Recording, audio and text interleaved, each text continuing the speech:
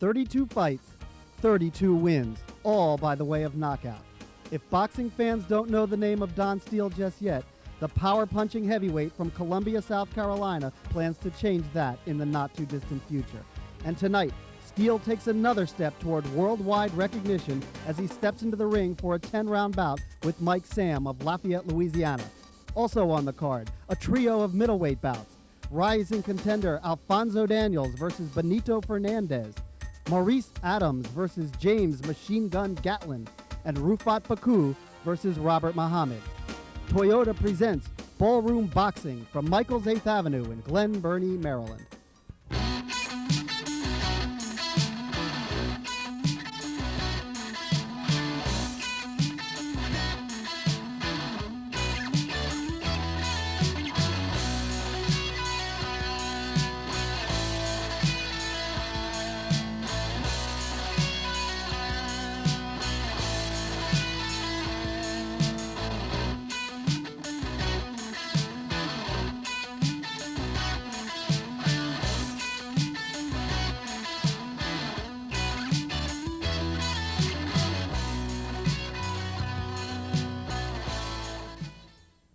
I'm Rick Doc Walker, and welcome to a night of professional boxing as Toyota presents Ballroom Boxing at Michael's 8th Avenue. John Scheinman joins me. John writes for Ring and KO Magazine. And John, a lot of young, great talent here tonight. Well, promoter and matchmaker Scott Wagner has put together another tremendous card here at Michael's 8th Avenue. The ballroom is starting to fill up. You can sense the buzz in the crowd. I'm just ready to get it on. Let's do it. How about the fact that Christy Martin, the finest female boxer in America, will also be on hand? Well, Christy Martin is a tremendous fighter inside the ring. I'm really looking forward to her joining us at ringside and finding out a little bit more about her career. All right, folks, stick around. We'll be back with the first round action. Your attention, please, ladies and gentlemen.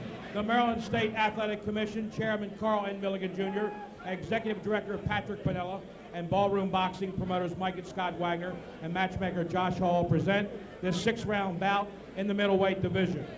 Let me introduce the fighters, but before I do, the referee tonight will be Gary Campaneschi.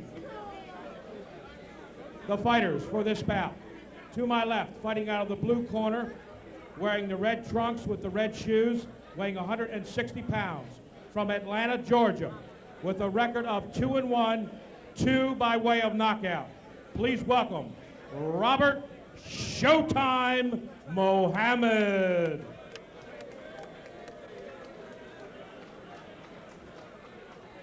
To my right, out of the red corner, weighing 160 pounds, from Baltimore, Maryland, with a record of 9-1, 5 via the knockout. Please welcome Rufat Baku. The judges will be Ken Chevalier, Bill Holmes, and Malik Wali. The referee, Gary Campaneschi. All right, gentlemen, you both received your instructions in the dressing room. I want you to protect yourself at all times. Watch your little blows. Most of all, obey my commands. Touch gloves, go back in. 6 rounds. Ballroom boxing action here at Michael's 8th Avenue. And John, this ought to be a good one. Baku and Muhammad. And Baku at 9-1 with great reach. The question is, does this kid have some power? Well, Rufat Baku has some good power. He doesn't have a lot of mobility, doesn't have a lot of movement. He's pretty much a straight up and down fighter who likes to work behind his jab, and I think he's going to try to establish it early here against Robert Muhammad. Well, Muhammad not shy at all. Really trying to go to the body and work himself up to the skull. Well, I imagined he wasn't going to be shy because 2 of his 3 fights have been first-round knockouts, and in his only other fight, he lost a 6-round decision. That was his last bout. He had a real nice, he had one of those blind roundhouse. John, what do you do? You're the guy without the reach. What's the most important thing you've got to get accomplished? Well, what you got to do is you want to dip inside the left hand and get inside with your punches. When Baku throws, he should be dipping down low and then coming in underneath with his shots. I watched Baku earlier in a bout, and he seems to be a little more aggressive tonight. Good slide to the side there by Robert Muhammad. He looks like he really knows what he's doing in there. Yeah, showing some good technique, good work in the gym. There, another one of those blind left-handed cross. He's just kind of swailing away at that, but he has good head movement. And he's also throwing a bit of a jab also. Big right hand.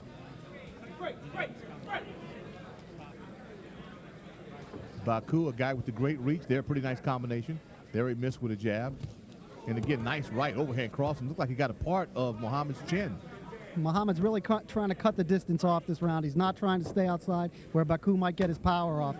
He just got caught underneath. Yeah. What did he catch him with the right? Yep, right underneath on the chin as Muhammad was ducking down.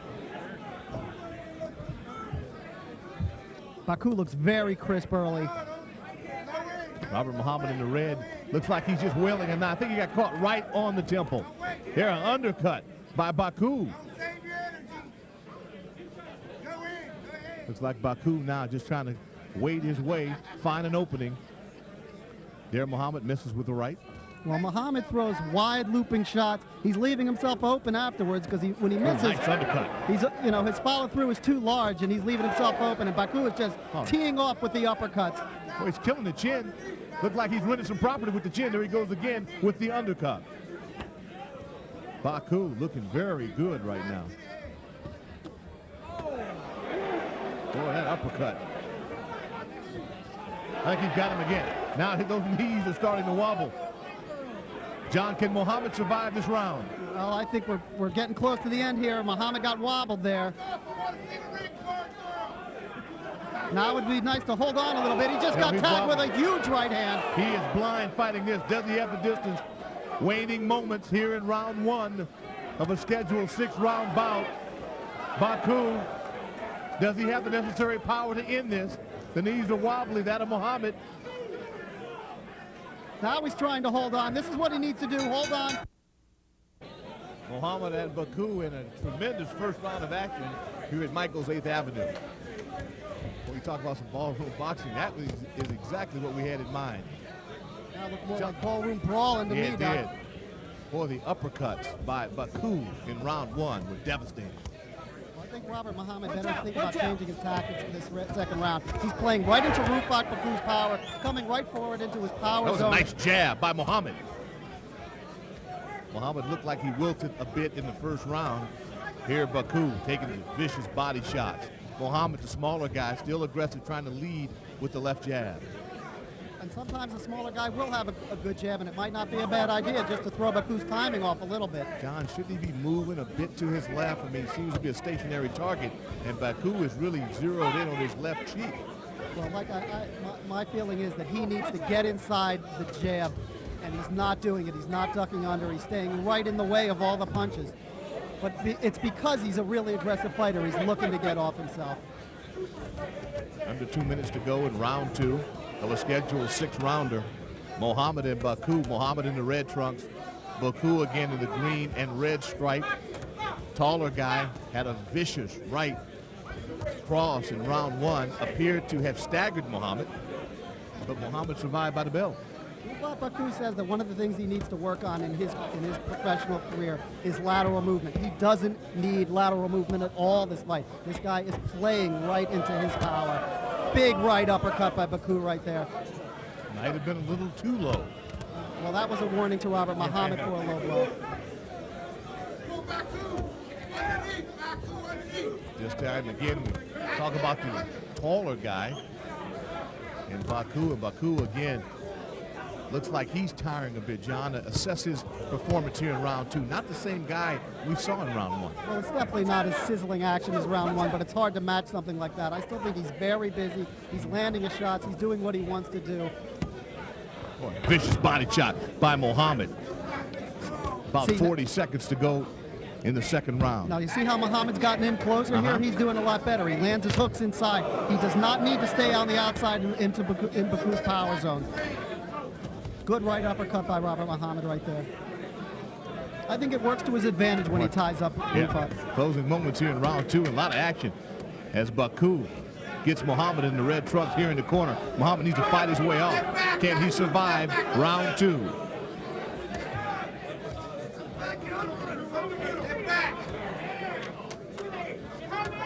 Well, if he comes out of this, still trying to fight himself off, looking for more of the body shots. There, the uppercut. This is a war, Doc. Oh, it really is. And Baku, a little holding on the left side. Back for round three here at Michael's 8th Avenue. Courtesy of Toyota. And boy, all the sponsors ought to be happy because this has been quite a fight, quite a performance here tonight in Glen Burnie. Okay, John, give me the strategy now. You're Muhammad's corner, Muhammad in the red, who continues to be aggressive, but continues to work the body.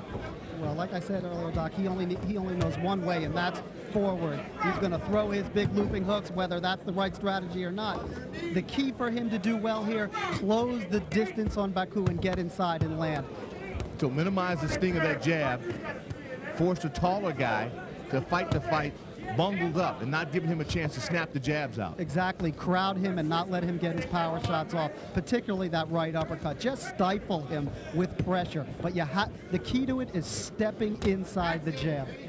Scheduled 6-round bout here at Michael's 8th Avenue. Beautiful Glen Burnie, Maryland. And this is, boy, a beautiful crowd. Folks out to enjoy some club fighting at its finest. And I like this because, you know, two guys here who, despite the records, have an equal chance right now. Who do you favor? Well, I think Baku's winning the fight. I have him ahead 2-0 but I sense Muhammad beginning to come on here. I like the way he's applying pressure. It's consistent, and it's beginning to get to Baku. And you mentioned that Baku might be tiring a little bit that last round, and maybe he is. I think he really gave a lot of energy up in round 1. Went for the kill, didn't get it. Muhammad was saved by the bell. Then he continues to throw flurries. Muhammad got eaten up in that first round, but he has definitely stuck to it doggedly, and now it's starting to pay dividends for him. Oh, that's a nice right overhand shot by Baku. Big cross. We know Muhammad's got a chin because he's taken a lot of shots this fight. Oh, he walks right into another right. It looks like Muhammad's actually winding up now. See, that's not good. He's jumping into his punches, John. He just loves to mix it up. You can tell that he feels he's a knockout puncher. Under a minute to go here in round 3, scheduled 6-rounder. You know, Doc, when you start your pro career with 2 one-round knockouts, sometimes you think you're Superman. Well, he's there now on pride. Looks like he has a little pasta in his knees. Oh, that right hand hurt him. Boy, now he's starting to measure it out. Baku starting to measure it out. Muhammad in the red truck. Another right cross right across the temple. Now, Doc, you see the way Baku steps away a little bit when Muhammad comes in because he wants to keep his distance so he can get his best shots off. Now he's got about 15 seconds or so to survive this and take it to round 4. Notice how at the conclusion of each round, Baku gets Muhammad on the ropes. Oh, they're really fights itself off now. Baku and Muhammad. And John, give us your assessment right now. We've had 3 really good rounds of boxing. And I have Baku winning 30-27 on my scorecard. He's sweeping every round, but Muhammad has really been mixing it up with him. And in the last 2 rounds, he's had some success, although he did begin to wilt again at the end of that round. Boy, Muhammad there. Nice combination going right upstairs. This guy is a fighter. Doesn't bring a lot of skill, but boy, is he just teeing off. John, what happens when you see a guy get off balance? Consistently now, Muhammad has found himself off balance. Well, he just throws everything to the wind and hopes something lands, and he doesn't really care about balance. He doesn't even seem to care too much about getting hit. He's just gone. After 3 now. How do you have this one called, John? Like I said, 30-27, all Baku. Okay, all Baku. Baku, the taller gentleman in the multicolored striped shorts. Muhammad in the red and white striped shorts. And again, the round 1, as a recap, was really exciting. Baku going upstairs and looked like he had taken Muhammad out, but Muhammad there, he got a nice uppercut once again to the chin of Muhammad. You know, Baku came over from Russia to have a pro career. He still has some of that Eastern European style, straight up and down, very stiff back, not a lot of bend, not a lot of movement, but right now this style is perfect for a weighed-in brawler like Robert Muhammad. Boy, nice uppercut once again. I'm really impressed with Baku, and really the diversion, how he's been setting up punches, going with the jab, the uppercut. He's caught him a couple of times with a cross, and Muhammad again, when he gets on the ropes, we've seen him, John, really come off like a lion. Well, he's on the ropes here, and he's holding on a little bit, though. All right, John, who has the stamina at this point? How do you assess it? If I'm Rufat Baku, I take it to him right now. So Rufat needs a flurry. You got your man on the ropes. He's holding on. He's not fighting off. See what you can do. If you should be in good enough condition to step up, you know, throw what you have, and if he's not going to go down, then you back up and begin to box again.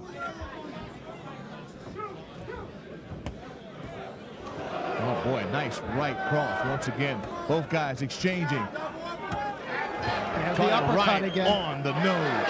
And again, Rufat Baku sure is smart enough to throw what's working for him. And this is where you say he should close in, John. Should he go to the body at this point? Whatever's available, Doc. Looks like there's a lot available. Oh, he just scores the right uppercut again. Looks like the conditioning really favors Baku at this point. Well, Baku doing very well, still on his toes. There he leads with the right cross. See, Robert Muhammad has no conception of how to do something different. He just knows one way to go. I mean, the right uppercut has hit him who knows how many times, and he doesn't slide away when he sees it's coming. Back to the action here. Boy, Michael's 8th Avenue, we've had a brawl in this. Assess these 4 rounds of action. 40-36 Baku. He's won every round. It's been some spirited action, though. But you have to give him every round. He's controlled everything. His uppercuts are working overtime, Doc. It's amazing that Muhammad has stayed up to the punishment he's taken. Yeah, Muhammad has really shown some courage here. Robert Muhammad out of Atlanta, Georgia, 2-1. He had 2 KOs and a young but appears to be somewhat promising boxing career. Again, Baku 9-1 with 5 KOs. I'll tell you something, Robert Muhammad is in terrific condition because he's really standing up to the punishment, and he's been fighting at the same pace the entire night. There you see Baku again, who started off in round 1 with a bevy of flurries and right crosses, actually knocked Muhammad down. We thought possibly out, but Muhammad again has shown real courage. John, what does Muhammad need to do at this point in the fight? Well, I personally, Doc, don't think he is capable of changing his style. So he can't win this in your mind? Oh, he can win this, but he's going to have to hit some pay dirt. Yeah. And that's what he's been doing from round 1, is looking for that shot on the chin that's going to hurt Baku. Because you know he's in good enough condition that if he wobbles him, he's all over him. And again, we have to credit Baku for really guarding his chin and putting up a pretty good defensive stance, because he's taking some body shots. Well, this is definitely one of the best performances of Rufat Baku's career, but you have to take into account the kind of opponent that he's fighting, somebody who is playing to his power. About a minute and a half to go here in round 5. And another thing, Doc, you almost have to begin to question Rufat Baku's punching power, because he's landed everything and the kitchen sink and still hasn't gotten him out of there. Muhammad with a wild uppercut. Boy, if that had connected, may have been interesting for him. He's got to go for that one shot now here in the 5th round of a 6-round bout. Here's Michael's 8th Avenue, Glen Burnie, Maryland. Robert Muhammad fights more like a Philly fighter than an Atlanta fighter, doesn't he? He's like a wade-in, left-hooking, Joe Frazier kind of guy. I see a little smoking Joe Frazier in the movement. Boy, another one there. Boy, he missed with that. You know what happens, John, when you miss with a wild right? Usually a good boxer will step aside and put one right on your brain. Absolutely, and Baku's been doing it all night.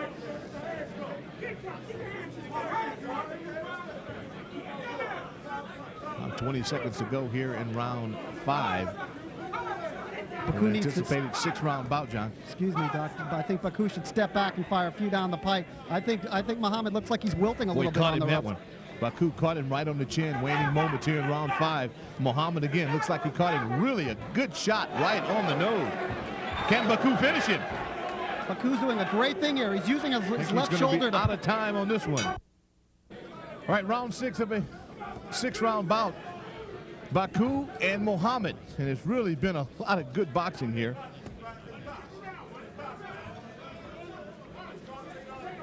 Okay, John, what does Muhammad have to do now? He has no way to win this by points, so he's got to go for the KO. It would be a miracle if he won by points. Stranger things have happened, but we're not in Las Vegas, so I don't think it's going to happen.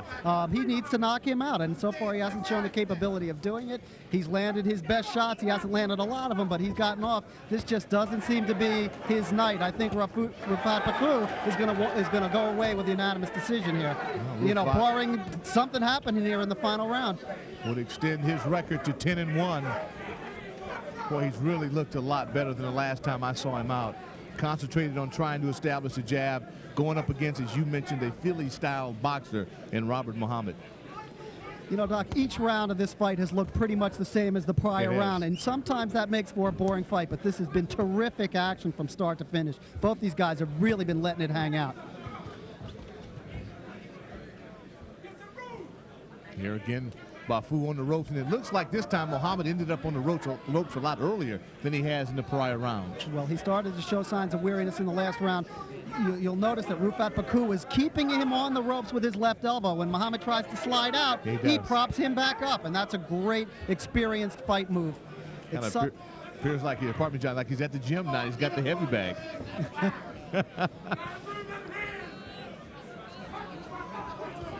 Halfway through now in the final round, 6-round bout.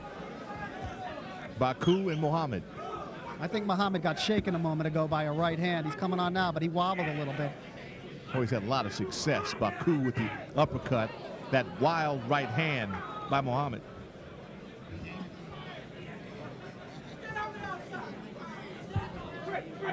Doc, Robert Muhammad seems like an outstanding athlete, but he just seems like he's got some work to do in the gym. His trainers need to really teach him some alternative styles when he runs into a guy like Rufat Baku, because you got to have plan B when plan A is not working. Well, there's been no plan B. You're right. You've called this one straight, partner. This has been really a vanilla performance by Muhammad, very consistent, but he's consistently taking a lot of blows. Well, if it's a vanilla performance, Rufat Baku's been putting the jimmies all over him. That's some mauling now. It really is. Muhammad's got to find a way to slip one of those wild right hands right on the side of Baku. And Baku is taking some body shots. If you can see, the left side of his chest is really, really red, and there appears to be a bit of blood. And Baku looks cut around the left eye now. Both guys are cut. Boy, this is a mauling. But Baku will win this one. Well, I think he'll win this one. That's it. Great performance by Rufat Baku. He just did everything right. The fight played into his direction.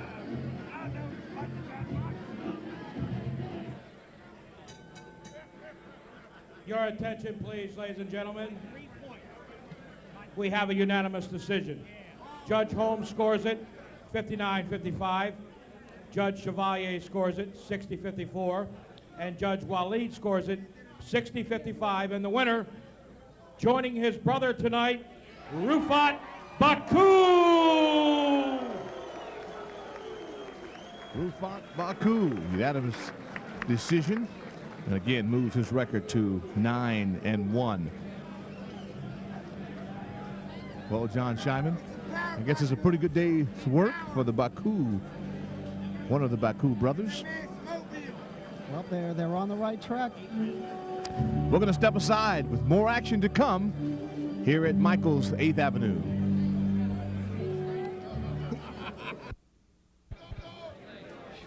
Your attention, please, ladies and gentlemen.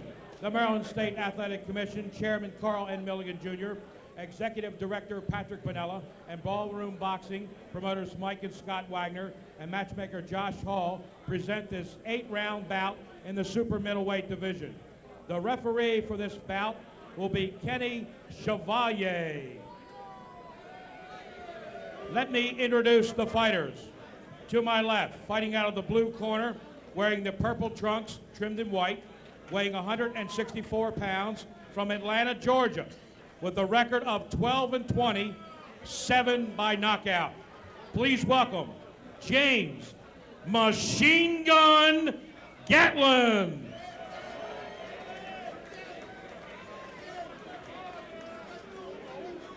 To my right, in the red corner, wearing the turquoise and white trunks trimmed with gray silver, weighing 169.5 pounds, from Forestville, Maryland, with a record of 10-1-1, 6 by way of knockout.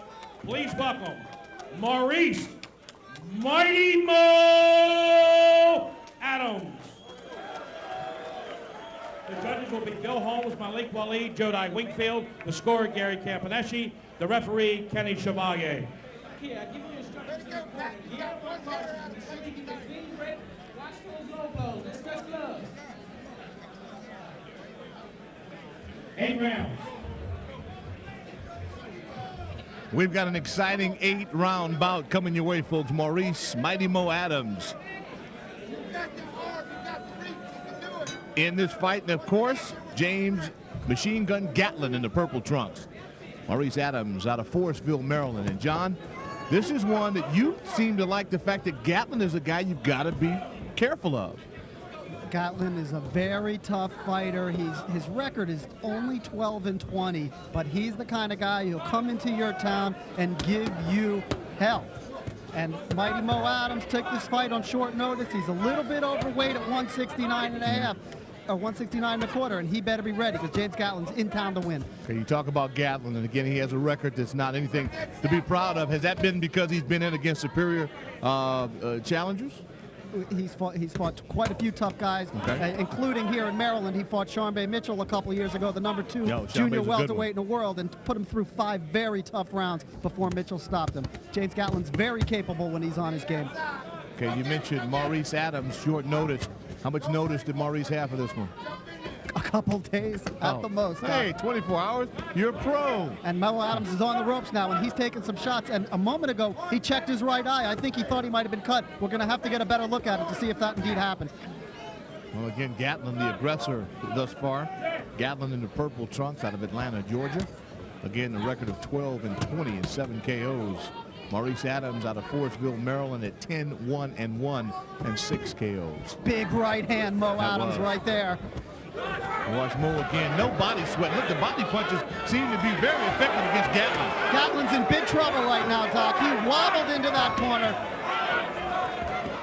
Now we're going to see about Marice Adams' conditioning because he might not be in good enough shape in his mind to unload and take him out. But this would be a great time to do it. Well, I look for a guy. I'd like to see a little more sweat on his body. Gatlin again is trying to warm up in the midst of the bout, and I'm not sure that's safe. Big right hand again by Marice Adams, right on the jaw. Now Gatlin spins him around, and he's got Adams on the ropes.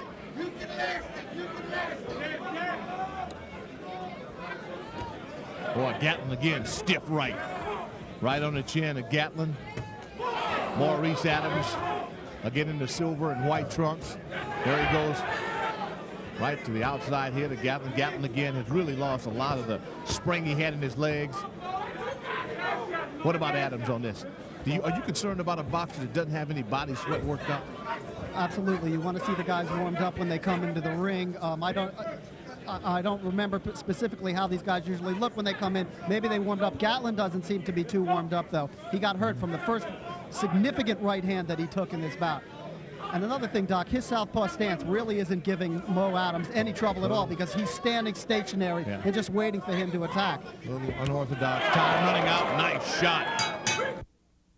Round 2 of a scheduled 8-round fight. Marice Adams in the white trunks with the silver lining, and James Gatlin out of Atlanta, Georgia in the purple. And boy, Gatlin, he starts off once again like he did in the opening round with an aggressive nature. But Marice Adams seemed to settle things down as the bout went on. John Scheinman talked to me a little bit about Marice Adams. He got this bout on short notice. Assess his first round. A terrific first round. He landed his power punches. Gatlin came out trying to control the fight. Adams immediately took over. Marice Adams is an excellent boxer, a fairly strong puncher. He's had a strange career. He's 10-1, and he's been around for quite a while, and he's never seems to be the guy who's moving up the ladder. He just seems to be the guy who fills in a show and fills in a card and kind of helps round out the scene, but this guy's a good fighter. Gatlin obviously has another job. But he seems to be in pretty decent condition, although he did realize he had a bout upcoming. Not the case for Marice Adams, who only had about 48 hours notice on this fight. But again, a guy who's a professional boxer ought to be in the gym. Good body shots by Adams. Boy, that's 3 in the combination. Gatlin not putting back any power at all. Marice top to the skull. Looks like he caught him. He's earning pay dirt downstairs, Doc. Boy, he was really selling out, building bricks on the rib cage. Talk to me, John. Well, Gatlin seems to be looking to get in the mix here. He knows he has to get something done to get Marice Adams respect. And what that is to land solid shots. So what he's trying to do is kind of fall back onto the ropes, look a little bit hurt, and then throw counter shots with conviction. Yeah, it seems to be changing up his position a bit. So you think he's playing the court. Boy, that's a nice left cross right on the skull of Gatlin. Then another body shot by Adams. Well, he's playing it coy, but he also got raked to the body. He definitely was hurt there a moment ago. But he's trying to give Adams some different looks inside there. Maybe look hurt, maybe not look hurt. He's just trying to keep Adams guessing. And that's the experience of his 32 pro bouts. Well, there Gatlin putting a little body on him. Good veteran move. I remember the fight when Gatlin fought Scheinman Mitchell. Boy, he made it look ugly and sloppy. He did everything he could do to take Scheinman out of his smooth boxing style. Boy, Scheinman Mitchell. Again, he is really a guy with a tremendous amount of talent. And Gatlin's the kind of guy who'll make you look ugly. And here again, Marice Adams, as he did in round one, trying to close out in fine fashion. As we come up on the closing action here in round two, Marice Adams again. Spun off the ropes beautifully there, Doc, and now Adams has Gatlin on the ropes, maybe in a little bit of trouble. Gatlin had him on the ropes there a second ago, and he wasn't able to do anything with him. Well, we have John Scheinman to my left. Christy Martin, the finest female boxer in America, joins us right now as we get underway for round three of what has proved to be a pretty exciting fight. Marice Adams in the silver and aqua trunks, and James Gatlin in the purple. And Christy, what have you seen so far about Gatlin? I mean, here's a young man that was 12-20 before this evening started, and he looks like he's pretty spunky. He's a good fighter, and I was told earlier in the day that this may be the best fight on the card, that James Gatlin was coming to fight, and he was going to be in great shape and put on a terrific show. Now, how about a boxer to get short notice? There, a nice right cross by Marice Adams. Here's a guy that only had 48-hour notice for this fight, Cindy. Sometimes those are the most dangerous fighters because they actually have nothing to lose. They know they're coming in, not expected to do well, and definitely not expected to win. All right, Christy. Now we'll go to John. John, talk a little bit about this fight, the third round. How have you assessed this so far? Well, I had Marice Adams definitely winning the first two rounds. He's up 20-18, but I don't know if it's going to go to the scorecards. He's been looking knockout here. He's been doing tremendous work downstairs to the body. He's just been in control the whole way. And James Gatlin, he's been trying a few very subtle tricks, but so far he's got no answers. Boy, real nice power with the legs there by Marice Adams. Christy Martin joins us here. She had a boxer early on, Elvis, who looked pretty good. We'll get to that in a moment. One of her boxers on the card. Boy, look at Gatlin. Here's a guy, the aggressor. Nice, goes upstairs. The left hook right on the chin. Beautiful left hooks to the body, and then he brought it back upstairs to the jaw. That was a beautiful, crisp combination. That was his best shots of the night. Christy, when you're on the ropes, what's going through your mind as a boxer? Well, in my mind, I'm always trying to get off the ropes. So anytime that I get pushed back against the ropes, as soon as my back touches the ropes, the thought that's going through my mind is come up with some good punch to get off the ropes. It's just too dangerous to be lying there. Christy, you're never on the ropes. No, I get in trouble from Jim, my husband, sometimes for going back against the ropes. Well, I sure enjoy watching your work, Christy. Thank you very much. About 40 seconds remaining in round three of the scheduled 8-rounder. Ballroom boxing here at Michael's 8th Avenue in Glen Burnie, Maryland. You know, Doc, I think that would have been a better question to ask Christy's opponents because they got plenty of experience on the ropes. I told Christy early on, I had a chance to interview her. She's a pit bull. I love her style. Looks like Marice Adams here is not shy. Going to the body a lot. John, should he be taking this upstairs a bit more? No, I think it's a good idea to go to a body, especially in an 8-round bout, because if you can't knock him out in the early rounds, then you're going to wear him out and get him set up for the later rounds. I'm not going to say the old cliche, kill the body, but the head will die. Oh, well, I guess I just said it anyway. I bet you did. All right. Closing moments here, round three of action, and we'll be back with more. Round four of a scheduled 8-rounder, Marice Adams and James Gatlin. James Gatlin in the purple shorts and Marice Adams in the white and silver. We got Christy Martin, the finest in the world, female boxer, and of course, John Scheinman of Ring and KO Magazine. And Doc Walker with you here, and it's been a fabulous evening. Good boxers. Now, Gatlin doesn't have the record, but right now he looks pretty good against Marice Adams. Gatlin in between rounds here was pumping the crowd. He was waving his fist in the air. I think it was as much for the crowd as it was for himself. He's trying to psych himself into this fight, and he just landed a moment ago 2 very good straight left hands on Marice Adams' head. Christy, you're hardly ever, if ever, an underdog or the challenger, you being the reigning supreme champion. But when you're down, when you get hit, how tough is it to fight through that? Well, the first thing that goes through my mind, if I get hit with a solid shot, is I need to come back with 3 or 4 solid shots to leave an impression on the judge as well as an impression on my opponent that I am the stronger fighter and go ahead and hit me with your one shot, but you're going to have to take more of mine. I think most of America wants to know now as we watch Marice Adams deliver some strong body shots. What is in the future of boxing for Christy Martin? Well, we're not really for sure. Hopefully we'll be on the undercard of Mike Tyson and Evander Holyfield too. That's going to happen in May. May 2nd? And maybe we'll be in the ring before that time. Well, we'd like to see that. All right, John, give us your assessment thus far of this fight here. We're in the 4th round. 30-27, Marice Adams. He's dictating the pace here, even though Gatlin is beginning to get into the fight a little bit better now. Outstanding boxing action here, courtesy of Toyota here at Michael's 8th Avenue. Looks like Marice Adams now is starting to really take it to the body with authority. Gatlin once again exhorting the crowd, and I think it's as much to get himself in here. Boy, that was a wild shot out of the lights. Look at Gatlin with the flurry. Whistling left hook by Gatlin. Christy, this has got to excite you. It does. This guy Gatlin looks like he's ready to go out, and the next thing I know is he's throwing a 10-punch combination. Well, Christy, like I was saying earlier to Doc, I think he kind of tries to lull Adams into thinking he's on Queer Street, and he's not. It's sort of a laying a trap to draw him inside. I think you're exactly right. He's trying to just make Adams become overconfident, and then at that point, he's going to be a dangerous fighter. And another thing we're going to have to take note of here is Marice Adams' conditioning. He doesn't usually fight around 169.5 pounds, and as this fight goes on, if he could start wearing out, we know Gatlin's in shape and ready to go the full 8. Exactly. Just a few extra pounds could be. They haven't been doing the proper road work, so he may just fall apart in the later rounds. Yeah, if he couldn't get him out early. Gatlin again showing off. Under 10 seconds to go here in round 4. And once again, Adams tries to close the door. He may not have enough time. We'll be back with more action. All right, beginning of round 5 of a scheduled 8-rounder. Adams and Gatlin. Gatlin in the purple trunks. Marice Adams in the white and silver. Boy, it's been quite a brawl. Started off with Gatlin, the aggressor. Marice Adams showed up this bout with 48 hours notice. And as my expert, Mr. Scheinman, has said over and over, this guy started off lethargic, but so far, his best blows have been to the body. Well, I gave Gatlin that last round, very slim margin. I think he's climbing back into the fight. He landed some huge combinations to the body and then moved up to the head on Marice Adams.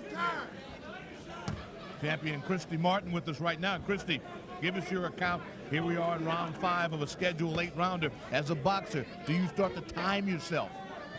Oh, I think really these guys are professionals. They've had several fights. They should be in tip-top condition that they can go 8 rounds hard and push themselves. But, and I'm going to say, Adams has landed some terrific body shots. So if Gatlin continue to box and move and throw combinations throughout 8 rounds, he must be in pretty decent shape himself. You can hear the background of the crowd, an exciting full house capacity here at Michael's 8th Avenue in Glen Burnie, Maryland. I mean, it's the kind of fight that you enjoy paying for because it's been non-stop action. Christy, I wanted to ask you. In my opinion, I think Gatlin's a bit of a junk fighter. He throws a lot of strange tricks, a lot of hot dog. And have you ever faced an opponent like that? And how do you fight them? I have from time to time faced a few women that like to try to out-trick me, and you have to just keep your focus and stay concentrated on what you know you do best, and don't let their antics disturb you or get you upset off your game plan. Nice shot by Marice Adams. Actually stepped in with the right cross. Adams does not seem real fresh. Again, folks, he only had 48 hours notice on this fight. Christy, what's the shortest notice you've ever had before a fight? I have to say I've been fortunate with my husband working with me that I really don't have to take any fights on a short notice. All right, Gatlin on his toes. John, what happened on that one? Looked like he got a couple of roundhouse shots Gatlin landed some huge roundhouse shots to Marice Adams' head. He's really beginning to take the play away from Marice Adams, and nice he's stealing it with his antics, and but he's backing it up with hard shots. Yeah, stepping away with it, buying time. You called this one, John. I would have never picked that up. Crafty one. And that of James Gatlin, a record of 12-20, but throw the record out of the window because this kid right now looks like he can win this fight. Well, the more you hit him and the more he plays around, you maybe get it in the back of your mind, hey, this guy maybe he's taking all my shots. You know, if any doubt creeps into Marice Adams' head, that plays right into what James Gatlin's trying to do. I like the way Gatlin finishes out the rounds, less than 10 seconds to go. And again, he leaves you with a lasting impression that he's in control. A lot of dynamite action here at Michael's 8th Avenue. We'll be back. Started the round 6 of 8 rounds. John Scheinman, I go to you and I say, how do you have it scored thus far? 49-46, Maurice Adams. He's been in control most of the fight, but, you know, sometimes the score doesn't tell the whole story, and I think James Gatlin is really beginning to make this one of the longest nights of Maurice Adams' career. Christy, I know you'd much prefer to be in the ring, but as you put on the cap of analyst, what do you think so far about this Adams and Gatlin fight? Well, I think overall that Adams is definitely the more skilled fighter. He's showing great combinations, great body shots, going from the body to the head.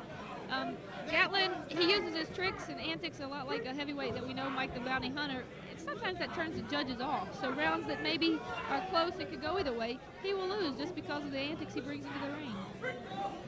Well, Christy, I like the antics. I got to let you know that. This guy kind of reminds me, he's sort of like the Dennis Rodman of boxing. He's doing all sorts of strange things in there, probably turning off his opponent, driving him crazy, but he's starting to get the job done. You're right, and I like the With antics no tattoos? too. I'm a big Dennis Rodman fan, so be careful. No, guys. I like Roddy.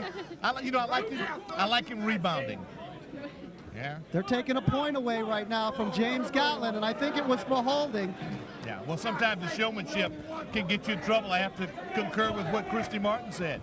Spoken from a true world champion. Well, if Gatlin was getting into this fight and making it close enough to get a decision, that really hurts him there to have that point deducted. Only an 8-round bout, and you don't want to have points taken away. Now Maurice Adams, time is not on his side. He only had 48-hour notice for this bout. But he seems, and this is where it really pays off, to work out in the gym and to be ready. I mean, if you're going to be a professional, you ought to be ready for somebody to call you 3 a.m. in the morning and tell you have a fight at 6 a.m. You're exactly right. It's very important for young fighters or fighters that are fighting on club shows and local shows to always stay ready, because you know fighters are pulling out and getting hurt all the time. Yeah. See, there's Gatlin again with the grab. He's really costing himself on that. He's getting closer to a disqualification, Doc. He spun Maurice Adams around twice now and hit him behind the head. The referee's giving him stern warnings.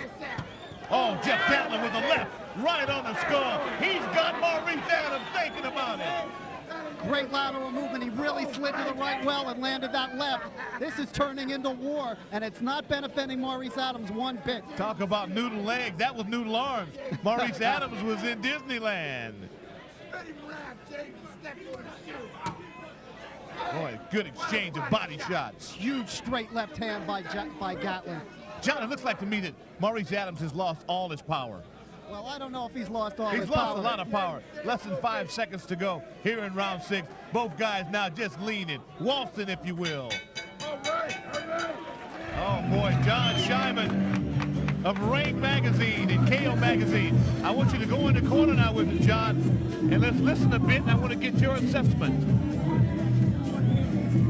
I think they're probably telling James Gatlin not a whole lot. I think he pretty much runs the show there. You can't really teach the style that he's exhibiting in the ring right now. It's sort of, you know, he's just his own man, and he's got a crazy style in his head, and right now he's making it work.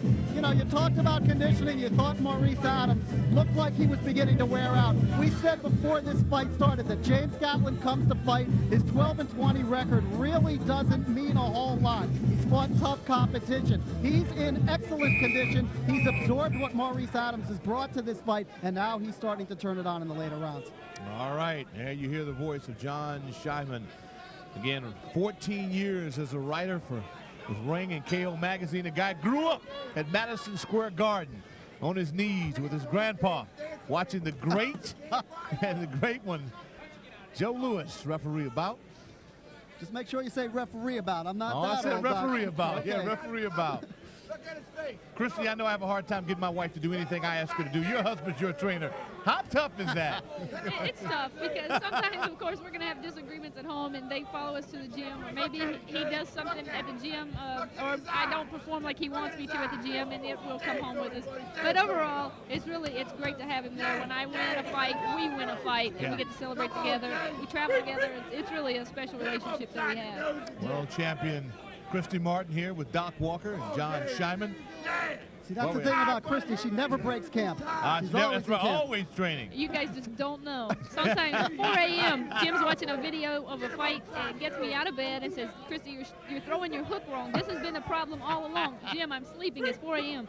Get up. Let's fix this now.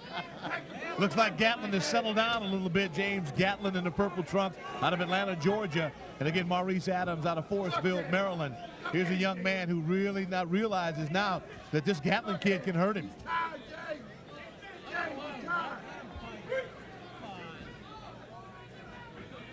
Well, I'm going to be interested to see how the judges score this one. Christy seemed to think that they're not going to favor Gatlin's clowning style, but he's sure been pouring it on in these later rounds. That point deducted is going to really hurt him if it's tight, though. Well, there's a welt right now on the right eye of Marice Adams. And, you know, Christy, when you see a boxer has a cut, does that force you to zero in on that area?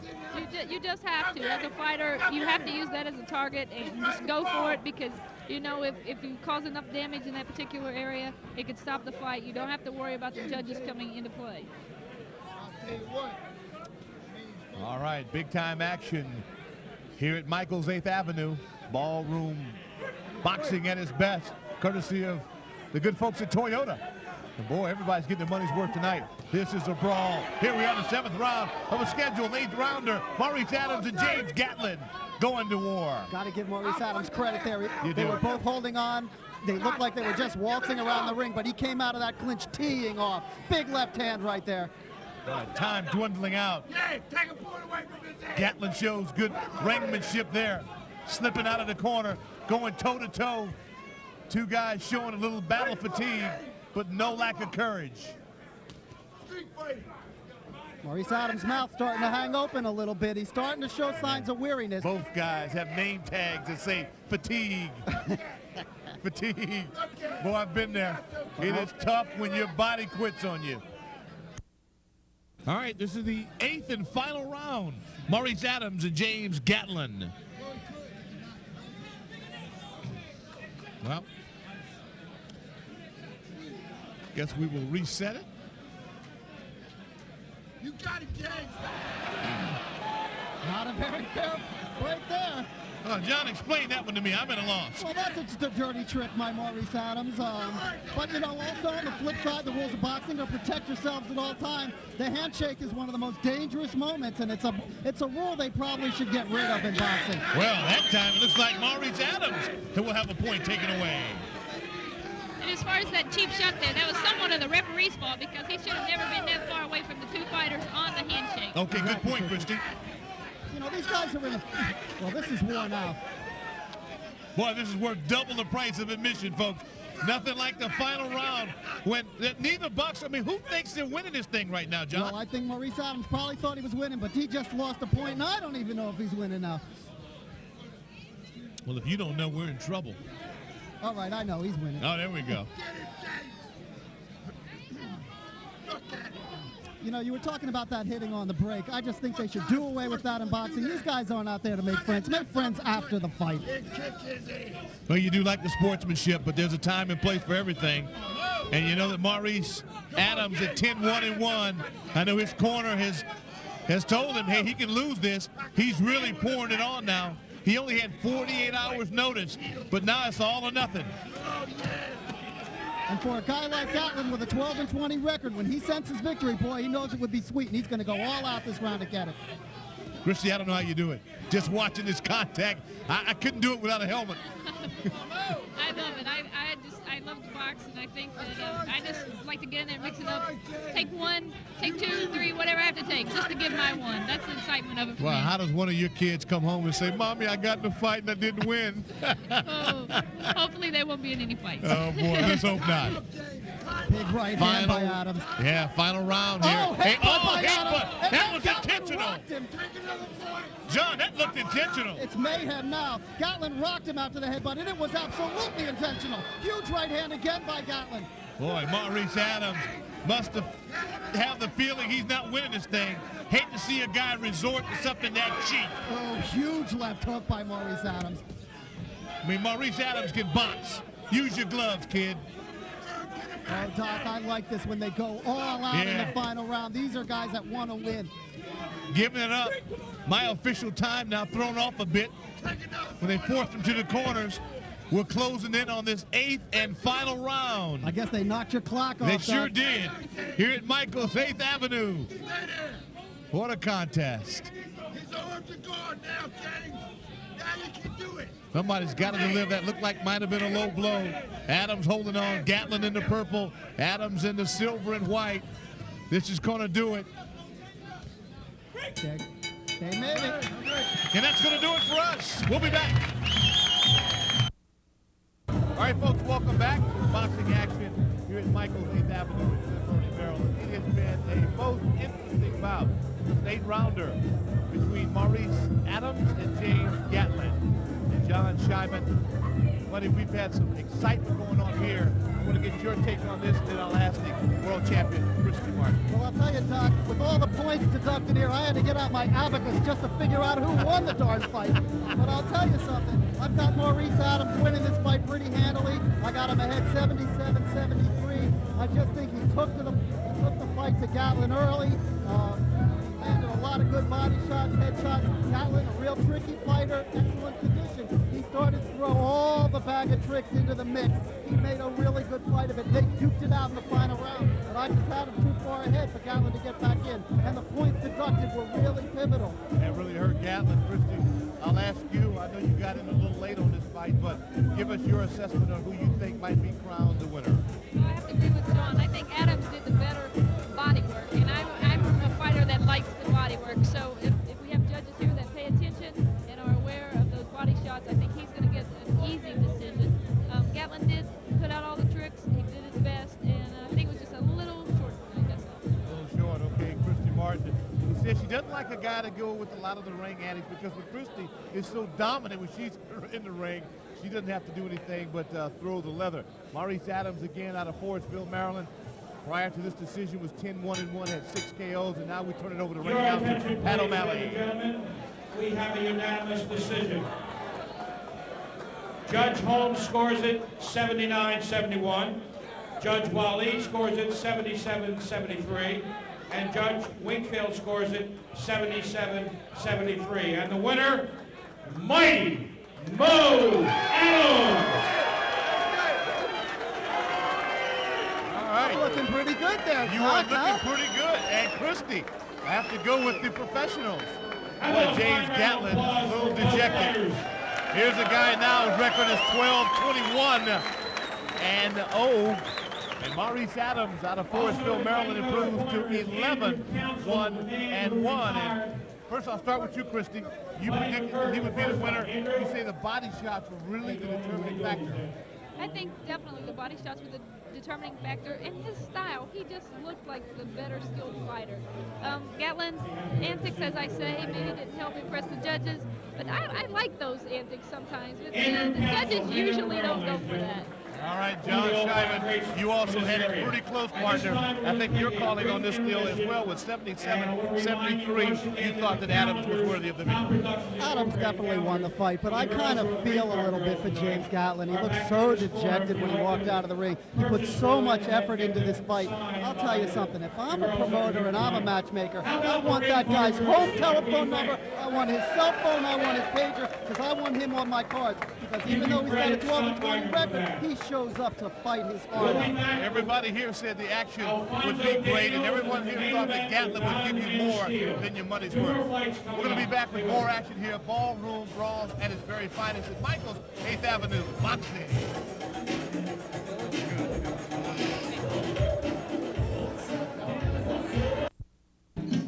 All right, folks, welcome back to Toyota's Ballroom Boxing at Michael's 8th Avenue. We've had a tremendous bout thus far. It's been a lot of fun. And John Scheinman has been to my left, and Christy Martin, world champion, to my right. And John, I'm going to start with you because I know you know a lot about this next fight. Alfonso, too good for you, Daniels, is up against Benito Fernandez. You had a chance to talk with our guy, Alfonso. Well, Alfonso is a certified middleweight. He fights around 161 pounds. Benito Fernandez, who hasn't fought since 1995 when he was knocked out in 3 rounds by Marice Sosa, fought that bout weighing 177 pounds. He was contracted to weigh 164 pounds for this fight and came in and weighed 168 pounds. Now, Christy, you know that after the weigh-in, they bulk up, so he's probably fighting this fight at 173 pounds. I asked Alfonso Danielson what he thought about fighting a guy that much larger. It won't be the first time, and unfortunately, in this sport, it won't be the last. When I was coming up in the armed forces, and even in the amateur stateside, you know, Jeff always had me box 2 weight classes up and 1 down. So that's nothing new at all. All right, we'll turn it over now to ring announcer Pat O'Malley.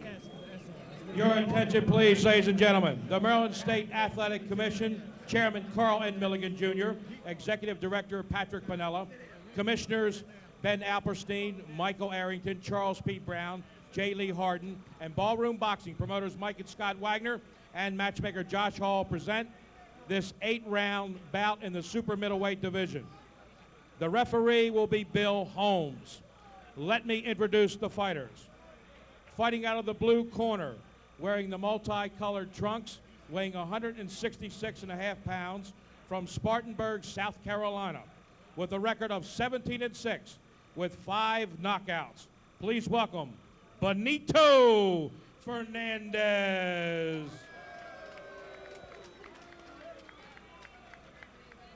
To my right, out of the red corner, weighing 161.5 pounds, wearing the green, white, and gold trim trunks, from Crofton, Maryland, with a record of 17-2, 6 via the KO.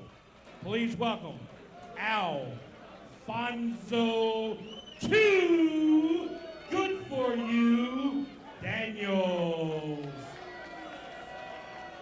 The judges will be Gary Campaneschi, Ken Chevalier, Malik Waleed, the scorer Jodi Wingfield, your referee Bill Holmes.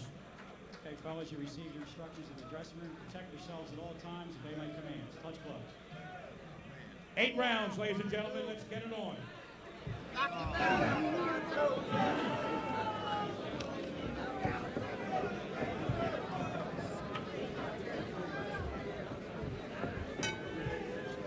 Alfonso Daniels again in the green multicolored shorts, and I guess we call those psychedelic shorts of Fernandez.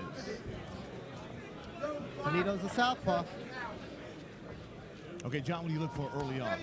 Boxing, boxing, boxing. I look for both of these guys to come out and look to establish jabs. They're both southpaws, as a matter of fact. I just think Alfonso Daniels is a tactical kind of fighter. He looks to control the action behind his jab. He's not a power puncher. Benito Fernandez, who I haven't seen before, but going by his record, is pretty much the same way. His record is 17-6, only 5 KOs. Christy, how much ring rust should we expect out of Benito, a guy who's been out of the ring for 7 years or so, just trying to get back in the flow? It's very difficult just to stay out of the ring for 7 months, so much less 7 years. It's going to take him a while to get into this fight. Probably the later rounds he's going to start to loosen up, but it may be too late. John, as you take a look at Benito Fernando's record of the past, what sticks out in your mind? What sticks out of my mind is his losses. He has lost to some of the top names in the game. Marquis Sosa, Donnie DeLalande, former light heavyweight champion, Buster Canadian. Drayton, former middleweight champion of the world. This guy has been in with top flight competition. He hasn't fared well against the best competition, but everyone else he's fought, he's beaten. And what he brings in is that experience of being in with the world top caliber fighters. Yeah, world competition. champions. You really learn a lot, even in a defeat, if you're going up against superior talent. And Alfonso Daniels right now still trying to establish his jab. It seems to be very calculated, Christy, as he tries to approach that. He does. He seems to be just trying to set up the jab and work off of that, which that's a good plan to come out early in the fight with an experienced fighter. Good left hand by Benito Fernandez right there. Watched a lot of these guys starting to really try to work for an opening, real crisp jab, waiting for that overhand right, or left in this case. You know, Doc, just in the first minute of this fight, I've seen Benito slip punches really effectively. Christy was talking about ring rust after the layoff, but he looks very sharp defensively right here. we're not aware. Maybe he's been sparring with some other fighters, getting them prepared for title fights or getting them prepared for whatever they may have coming up. Maybe he hasn't missed time out of the gym. I spoke to him before the weigh-in yesterday, and he did take time off from boxing. He'd suffered knockouts in 3 of his last 4 bouts and just got away from the game, but he told me he's definitely prepared tonight. Daniels and Fernandez again. Daniels with the green shorts and Fernandez with the psychedelic shorts, the blue and the flowers. And it's pretty unusual for a boxer, but anything that works, I guess we'll take it as we come to the conclusion of round 1. We'll be back with more action.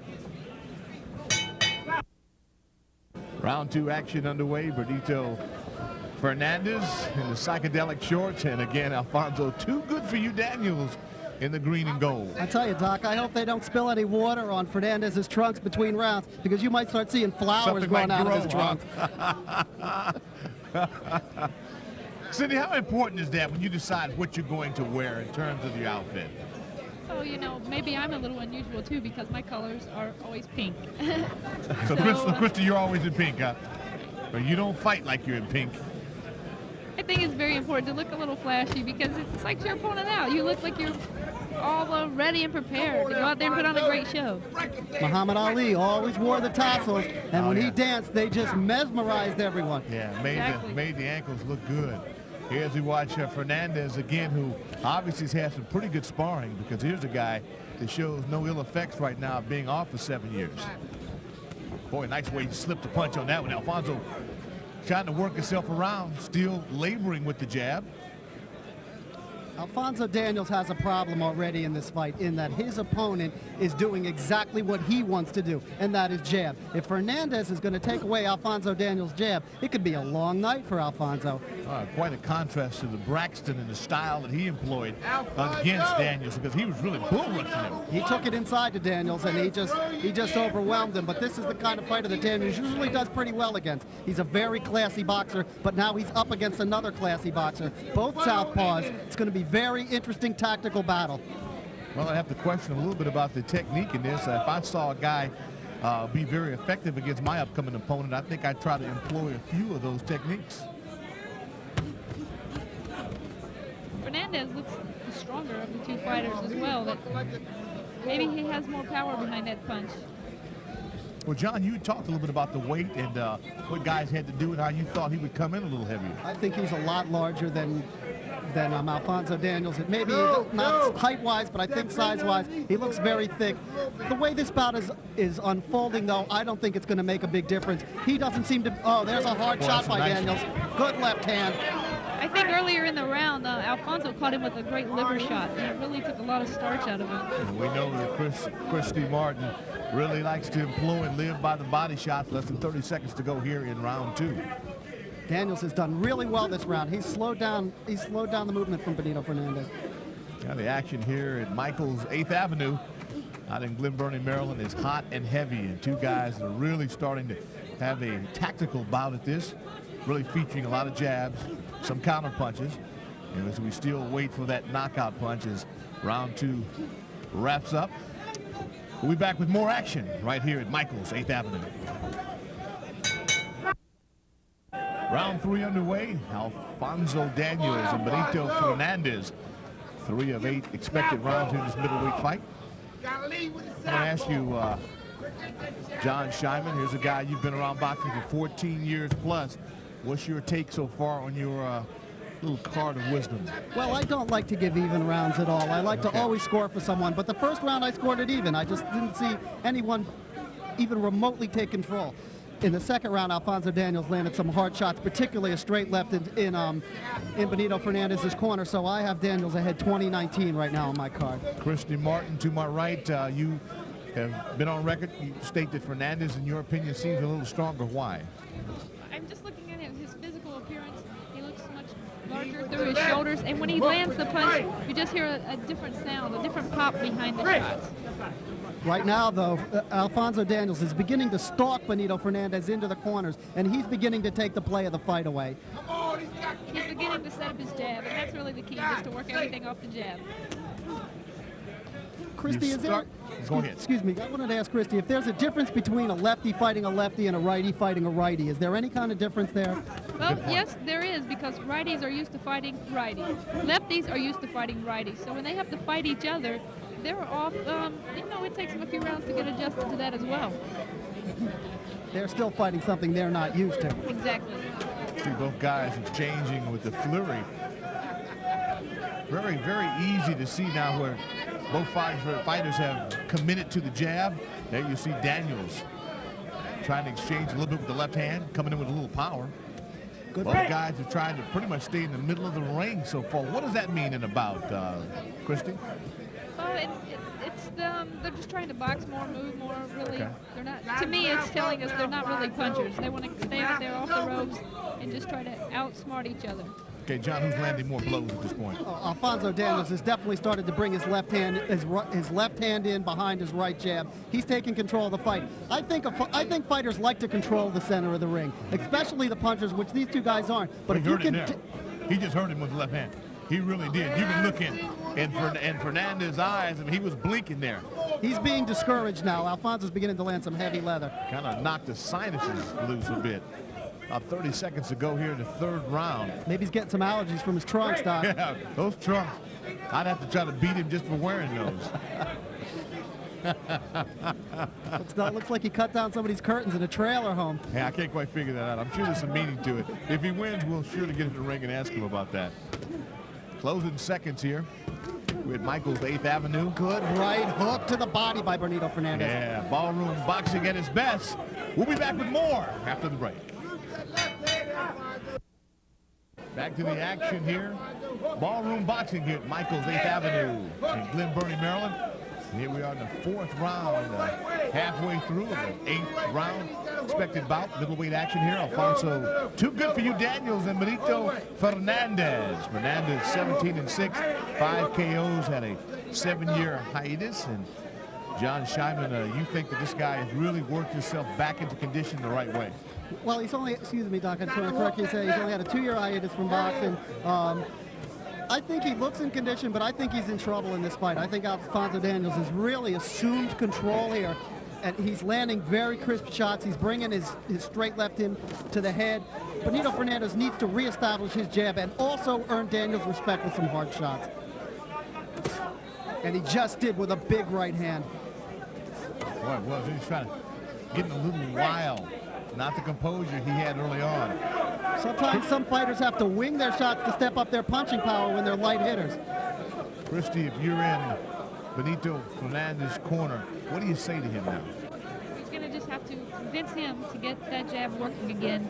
I noticed him in the corner, though. He's kind of slumped down on his stool. He's taking very deep breaths, so maybe the conditioning factor could come into play very early. Whereas Alfonso's sitting on the stool, he's communicating back and forth with his coach and seems to be very tip-top condition, and he's definitely just controlling the pace of the fight with the jab. Yeah, I think John made a very good point about that, illustrating the weight of Fernandez early on in the bout. It started off in the first couple of rounds with a real stiff jab, really seemed to be controlled and calculated. Looks like he has a bit of a mouse over the right eye, and credit that to Alfonso Daniels, who's really been consistent, starting to pick up the blows.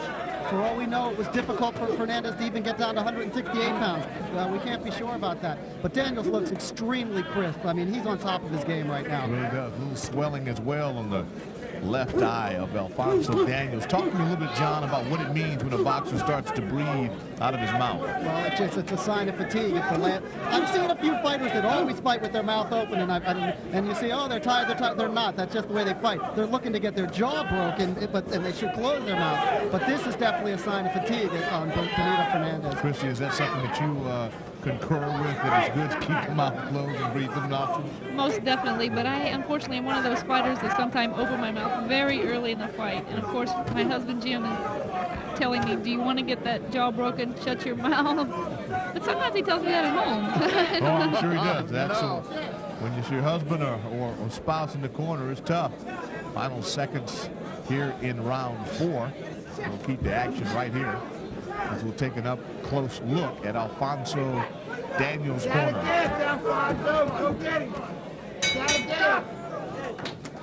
Now you can obviously see that Alfonso right at the break of that bench, he hustles right over and gets on the stool. Here's a guy that appears to be in really good physical condition, John. Scheinman right there, the man talking to him right now. Alfonso Daniels is a very ingratiating character. I got to talk to him yesterday before the weigh-in. He was in the Army. He's a hospital technician now. He's not a full-time boxer. He's got varied interests, but he's totally committed to his boxing career right now. He told me the other day that if he doesn't come out of boxing with $1 million in his pocket, it's all for naught. And I'm thinking, well, you know, maybe you should just enjoy yourself and get something else out of the game. But he really said, this is it. I want to go all the way to the top. Yeah, we had the pleasure of, we had him on the Sports Edge along with Larry Michael for what proved to be an outstanding show, a guy with real character. And I don't know, Cindy, Christy, you do tend to pull for guys and gals who have good background and good stories. Most definitely. You always pull for the guy that's trying to make good for himself, not to try to see the short way to the top. Christy Martin, a woman who has made it to the top, and she's done it, as they say, the old-fashioned way. It's been rough and tough, but your demeanor, when I watch you fight, I always think, oh, my goodness, it's a good blow in there by Fernandez, that how can you be as angry and as rotten as you are? I call you a pit bull. I mean, I just love the way you go after people. That's why I had you sit next to her, Doug. Oh, I know it. I love it. That's my kind of gal. That's just my style of fighting, and my husband is a power puncher when he fought, and of course that's what he teaches. So I think that's what the crowd appreciates too. Yeah, Jim and Christy Martin in a formidable group, and we want to see Christy back in the ring. We hope that'll happen on the Mike Tyson card on May 2nd, Tyson Holyfield 2. We'll ask you a little bit about your opinion about that bout as we get underway. Okay, John Scheinman, give me your assessment right now, Benito Fernandez. Here's a guy that looks maybe a bit taken on the physical side. Well, Benito Fernandez on my scorecard is trailing 40-37 to Alfonso Daniels, but he's starting to, you know, he looks like he's staying around. He doesn't look like he's going anywhere. He looked like he was fading about 2 rounds ago. He started to step up his power punching a little bit. Well, now he goes down, but that's not a knockdown. He just got pulled down there. I just think he needs to step up his jab and try to take over control, because Alfonso Daniels is dictating the action from bell to bell. Yeah, he's dictating the action, but he still has a little welt on the left eye. And Christy, as you made mention to, when you see your opponent with any disfigurement at all with the body, then you start to zero in on him. You have to, and that could come into play. If the eye closes, it's going to be very difficult for him to keep him off. For Alfonso to keep him off. Question is, Christy, will he have the oxygen to get by? Alfonso, right now, I mean, Benito Fernandez is really struggling trying to get the oxygen in. I thought it looked like at the start of this round that he was going to hang around, but now he's starting to show some signs of really fading. Alfonso Daniels is not a heavy puncher, but his work rate is terrific. He stays on top of you. You always have a fist in your mouth. You think the blow punch right now is more than 2-1? Punch count? Oh, absolutely. Okay. Absolutely. All right. But I'm not a big believer in competent puncher or whatever that is. I don't think you need to count them. I think you just need to watch how much damage they do. That was a stiff jab to the upper lip. Daniels in the waning moments here. Good counter left hand by Benito Fernandez coming off the ropes. 4th round. Boy, we had a lot of action here. And Michael's 8th Avenue. Boy, this is ballroom boxing at its finest here in Glen Burnie, Maryland. We've had a big amount of fun. A lot of good crowd here, too. Fighting at its absolute best. We'll be back to continue the action in a moment. 6th round action underway here at Michael's 8th Avenue, and I turn to my partner, John Scheinman. And John, what does your scorecard look like? 50-46, Alfonso Daniels. I had a draw in the first round, 10-10, something I don't usually like to do, but ever since then, it's been Alfonso Daniels controlling the action. Christy Martin to my right. Christy, what's your feel for this right now? I know you like the power of Benito Fernandez.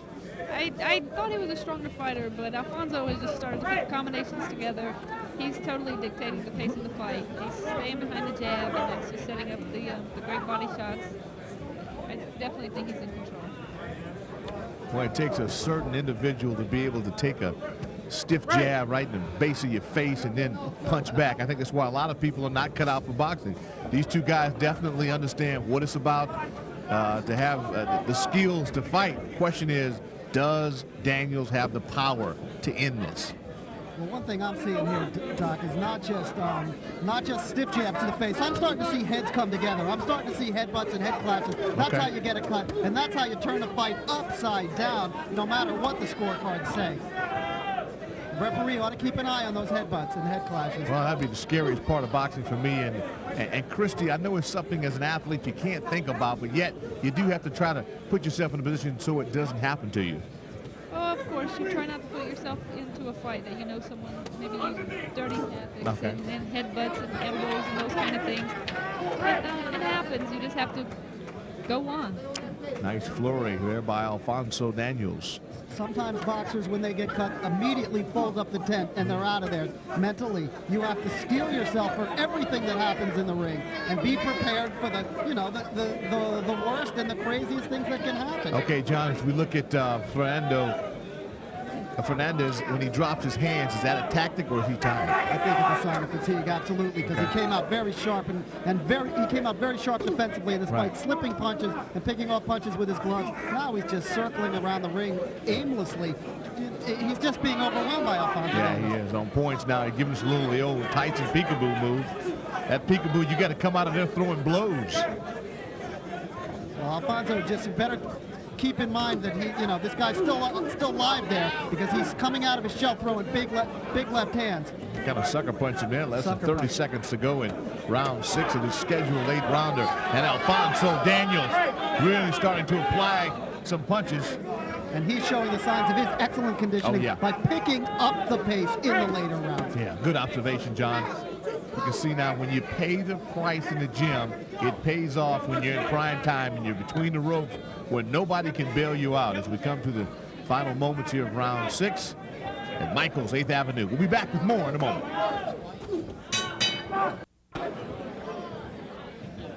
Well, it appears that referee in the best interest of the boxers has called this one a final deal, and Alfonso, too good for you, Daniels, appears to be the winner. And John, I know your feelings on safety in the ring. Well, I'm not sure if the doctor stopped the fight or Benito Fernandez quit in the corner. He's saying that he's, you know, upset that the fight was stopped, but sometimes the fighter will ask in his corner, hey, I'm ready to get out of there. And then when they stop it, he complains to save face in front of the crowd. Well, he's breathing like him, but he's complaining, but he's breathing like a guy that needs a respirator. Right, I think he might have quit in his corner, but now he's trying to save face in front of the fans by making it like he wanted to continue on. And you can't blame him for that. Hey, you've been away from the ring for 2 years. You get into the ring with a guy with a 17-2 record, one of the toughest middleweights in Maryland. I mean, you know, I guess he acquitted himself as best he could. If he's going to continue on in boxing, Benito Fernandez I'm talking about, he's going to have to apply himself in the gym and get a series of fights to get himself back into shape. But Alfonso Danielson, what a terrific performance. After the guy's lost to Stan Braxton, he's put 2 superb wins together in a row. I think he's back on track, and I think you're going to see this guy vault into the national ratings in the next time they come out.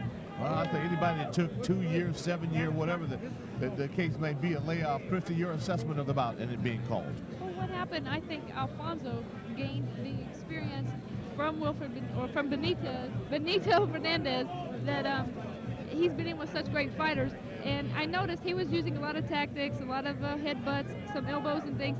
Now Alfonso, he gained that experience of being in there with a guy that has been in with the top fighters in the world. Well, we talked a lot about Daniels and his outing against Braxton, a guy who really came at him in an aggressive nature. He quite frankly didn't handle it well. Well, tonight he showed some real craftiness, really worked his jab well. I want you to give me your assessment of too good for you. Well, I think he performed beautifully. You know, one of the things. Well, let's go to the ring. Your attention, please, ladies and gentlemen.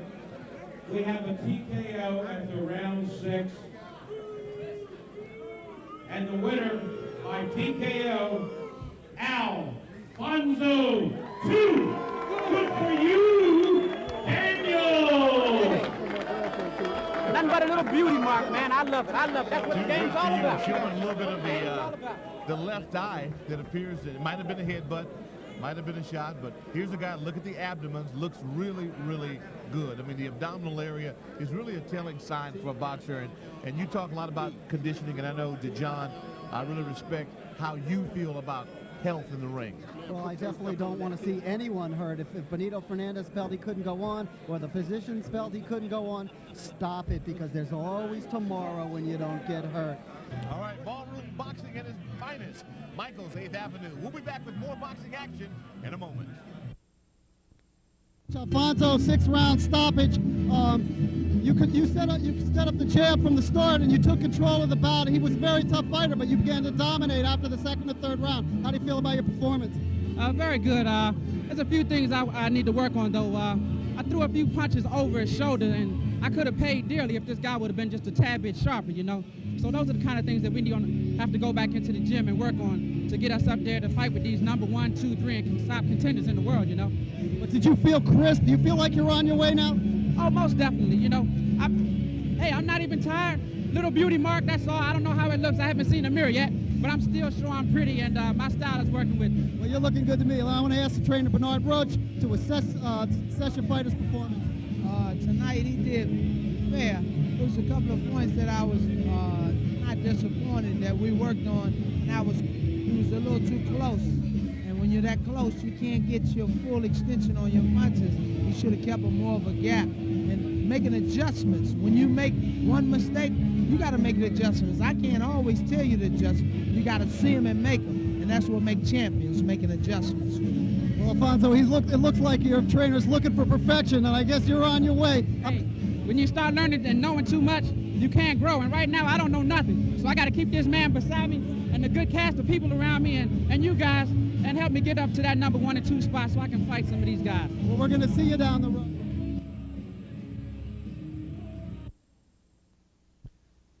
In less than 3 years, 27-year-old heavyweight Don Steele from Columbia, South Carolina, has amassed a record that would be the envy of any professional fighter. 32-0, all 32 victories coming by the way of knockout. Manager and trainer Bobby Mitchell has put Steele on a diet rich in activity, at one point last year sending him into the ring for 3 fights in just 13 days. The result? A number 15 ranking by the United States Boxing Association. For Don the Man of Steel, taking a break never even crosses his mind. I enjoy the sport so much that I want to get back in the gym tomorrow. You know, if I fight tonight, I want to get back in the gym tomorrow. I just love the sport so much that I just love to train. I'm one of those very few that enjoy the sport so much that I'm willing to do whatever it takes to get to the next level. And if that means putting in 24 hours a day, 7 days a week at the gym, that's what I'm willing to do. Your attention, please, ladies and gentlemen. And now, the main event here at Michael's 8th Avenue in Glen Burnie. The Maryland State Athletic Commission Chairman Carl N. Milligan Jr., Executive Director Patrick Piniella, and Commissioners Ben Alperstein, Michael Arrington, Charles P. Brown, J. Lee Harden, and the Ballroom Boxing promoters Mike and Scott Wagner and matchmaker Josh Hall present the main event in the 10-round heavyweight division. Our referee for the main event will be Joe Dye Wingfield. Let me introduce the Warriors. First of all, to my left, fighting out of the blue corner, weighing 244 pounds, from Columbia, South Carolina, from Cleveland, Ohio, excuse me, with a record of 9-3 and 9 knockouts. Please welcome Mike Sam.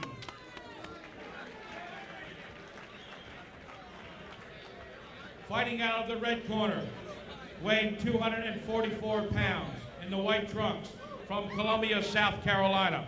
He is the USBA Southern Champion with a record of 32-0, all by knockout. Please welcome Don, the Man of Steel.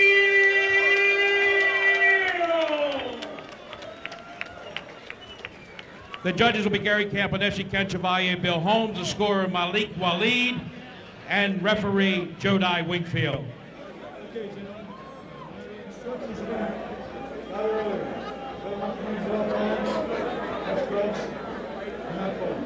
10 rounds in the heavyweight division, ladies and gentlemen.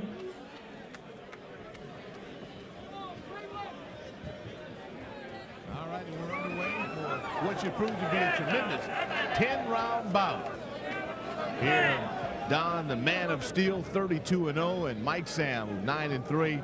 And again, Mike had a 3.5-week notice for this fight, and we're underway. Want to bet on a knockout here, Doc? 41 victories between the two of them, 41 KOs. Well, the All-American, All-State football player, and Don Steele, who's All-State wrestler, Here's a guy that says he plans on being heavyweight champion of the world, and they're taking a methodical approach to putting him in with the right people. By contrast, Mike Sam says, hey, I've had 2.5 weeks and I think I can make something happen. Well, first round's going to tell the tale here. Big punchers. We're going to have to see what Mike Sams is made of. He had a 10-year layoff between 1985 and 1995. That's a long time to lay off. His 2 comeback bouts were both losses, and the last one was to Peter McNeely, who fought Mike Tyson in his return to the ring, and he hasn't fought since '95. Let's see what he's going to bring to the table. All right, let's ask our world champion, Christy Martin. What do you think about these 2 bruisers? Well, I think Mike Sam just come in with a definite game plan. That's to jab and move and try to get Don off balance a little bit. But I've seen Don fight on several occasions, and I know that he relies on the power punch to get the guys out. He, as you look down his record, no, he hasn't been in there with top-notch fighters, but he is building his skills.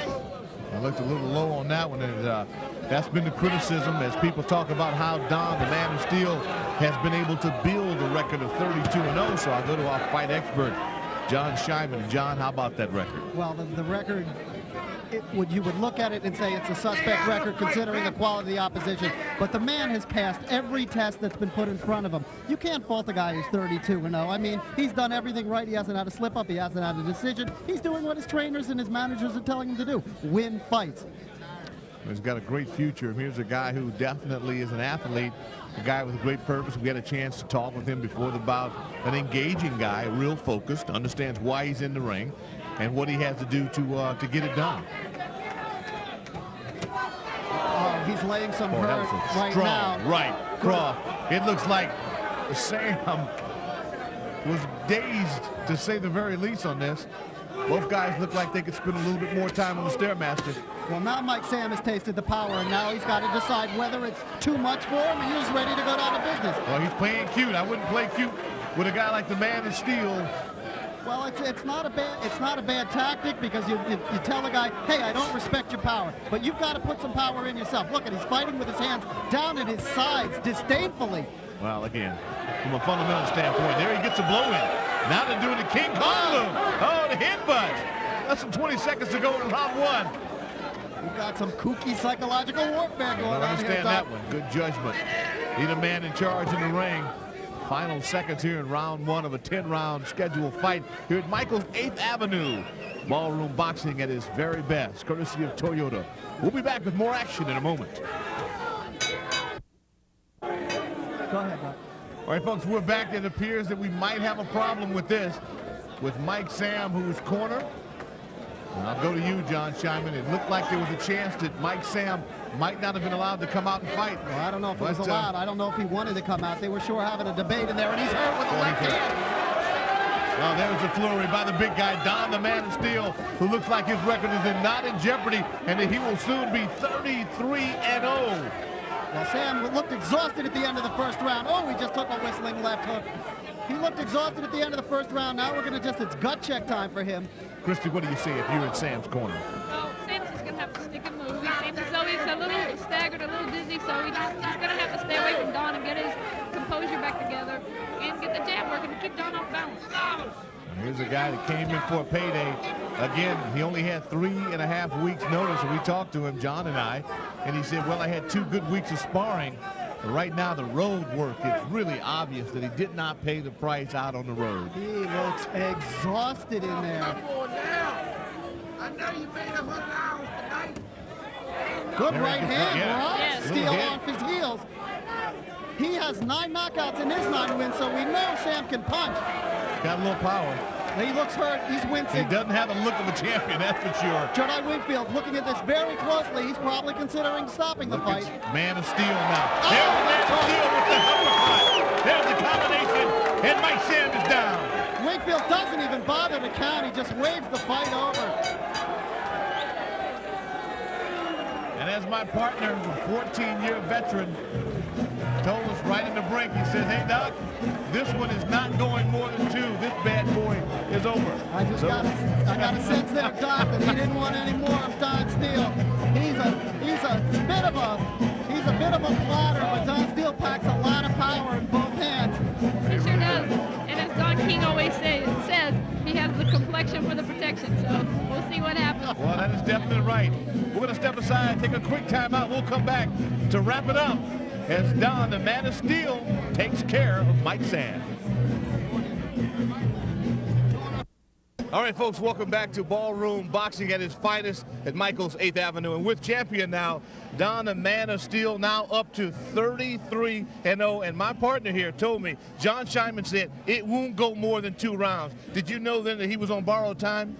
Well, actually, we came out here to get in some rounds tonight. Got a little aggravated with the playing of the games like he was playing. But unfortunately, I had to do what I had to do because I didn't want to play tonight. I wanted to get into work. Do you feel like he might have done those kind of tricks because he tasted your power and didn't really have an answer for it? I don't know what the deal was. What we seen of him, we didn't expect that. Kind of threw me a little loop, but we recuperated from that loop and we were able to finish it off. What do you think happens next for your career? You have a regional title. You've just broken into the USBA rankings, but I think people are going to start wondering if you're going to step up the caliber of your opposition. Do you think that's on the agenda? That's pretty much up to my management. Whatever Bobby Mitchell says goes. If he says we go up tomorrow, that's where we go. Whatever Bobby Mitchell says is what we do. Well, we know now you, again, a guy that had a tremendous athletic background, being an all-state wrestler and an all-state offensive lineman. At some point, you'll measure it by your competition. To work like this, do you think you can get better, or are you really going to have to go in and be tested? I can improve every time I step in this ring. That's my honest opinion. That's the way I feel. I feel like there's a lot I need to still work on, and I was able to do a little bit tonight, but I still feel like there's a lot left for me to do. Doc, I'd like to bring in his manager and trainer, Bobby Mitchell, right now. Why don't you tell us where you think Don Steele is in his career? Well, you know, we're not sure that Don's ready to step up and fight any of the top 10 contenders. The thing we're not going to do is we're not going to be pushed into that. We're going to take our time. We're going to keep taking these fights like this. We're going to keep Don in his league. When Don develops and grows into the top 10 contender league, then you'll see us in there. We're not going to be forced in. A lot of managers make the mistake. I've got a 10 or 15-0 fighter. We're ready to take on the world. We don't want to make that mistake. Don's 27 years old. If we make it next year, great. If we make it the following year, great. If we make it 3 years from now. We just stay on the course we're going to stay on. We're not going to let everybody else dictate to us where we should go. So well, the bottom line is that they have a game plan, and that's important as you look at the keys to building a champion. And 33-0 by anybody's measures is something good to look at. We're going to come back with a little more, and we'll wrap things up with world champion Christy Martin. Hello, everybody. Welcome back to Doc Walker.